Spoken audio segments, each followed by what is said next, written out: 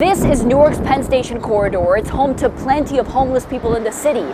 But now, many of those people are finding temporary homes here at Newark Hope Village. And you may be thinking, these are just storage containers. But they're much more than that.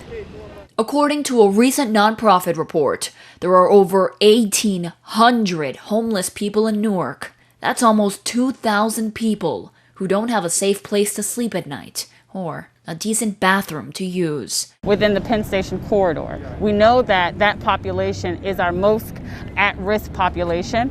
Those are folks that are most likely, unfortunately, to die on the street. But Newark Hope Village is changing that. The first night, move-in day, one of the guests came in, and the first thing she did was she ran to the bathroom.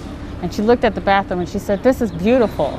I can actually stay here." The idea for this project came to light after the city realized they didn't have enough space in shelters to accommodate social distancing, and the cold winter months meant a greater need. Thus, this innovative approach to a shelter was born. The designers transformed 7 shipping containers into 20 private units that currently house 24 homeless and at-risk residents. The goal here is to help them get back on their feet. We have agencies that have come together to help us build out a comprehensive service model: behavioral health care services, substance abuse services, medical services.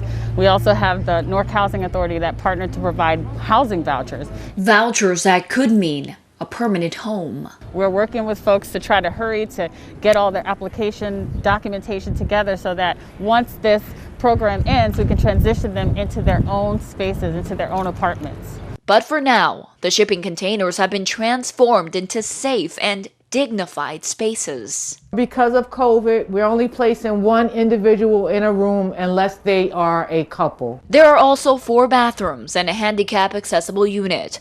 Craig Maynor is the executive director of the United Community Corporation, the organization that manages the site. He says most people help the homeless during the winter months.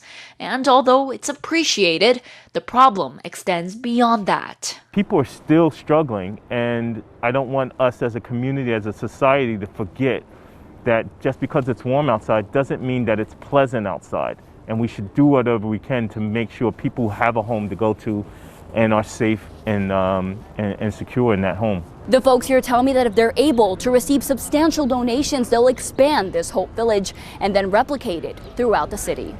Reporting in Newark for Jersey Matters, I'm Jennifer Marin.